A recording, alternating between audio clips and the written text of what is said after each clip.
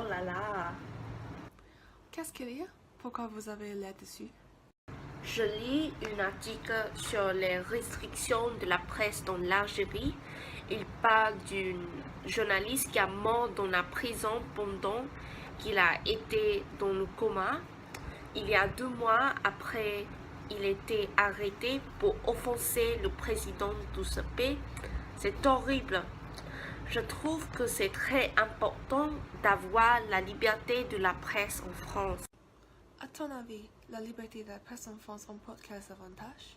Avant tout, c'est un droit de l'homme d'exprimer sa vue sur quelques sujets dans la Déclaration universelle des droits de l'homme. Si la personne est impartiale et ne blesse pas le bien-être des autres, il faut lui permettre de dire ou écrire tout. Deuxièmement, je crois qu'une presse libre est une solution pour éliminer les problèmes sensitifs dans la société moderne. Par exemple, la disparité entre la classe, la sécurité et l'immigration.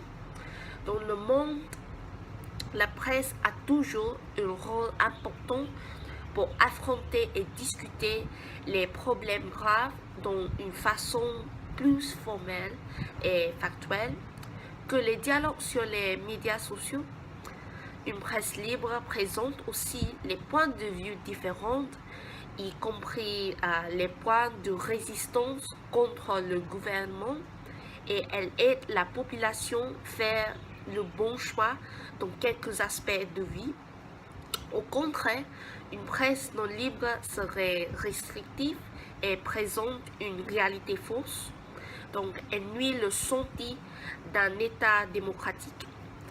Finalement, la presse libre donne tout le monde la liberté d'exprimer sa point de vue.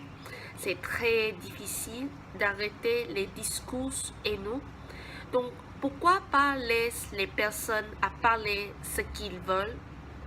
Parler à ses sentiments aide souvent une personne à gérer ses émotions et l'arrêter de commettre des actes mauvais, par exemple blesse ou tue les autres. Et toi, qu'est-ce que tu penses? Moi, je pense que la liberté de la presse a ses désavantages. Et pourquoi tu penses ça? La liberté de l'expression signifie que tout le monde peut dire ce qu'il veut. Un cas est la diffamation. La diffamation est quand les mots de quelqu'un nuisent à votre réputation ou votre gagne-pain. Elle peut être écrite ou publiée. La calomnie est une diffamation qui est prononcée. Votre droit d'exprimer vos opinions pour interférer avec d'une autre personne à vivre sa vie. Deuxièmement, la liberté de la presse donne aux citoyens ordinaires un sens irrationnel de la valeur des mauvaises opinions, comme le fascisme et le nazisme. Troisièmement, le discours de haine contre des groupes identifiables comme une race, une communauté religieuse ou une minorité sexuelle doit être arrêté. Pour donner un peu de contexte, voici la situation en France.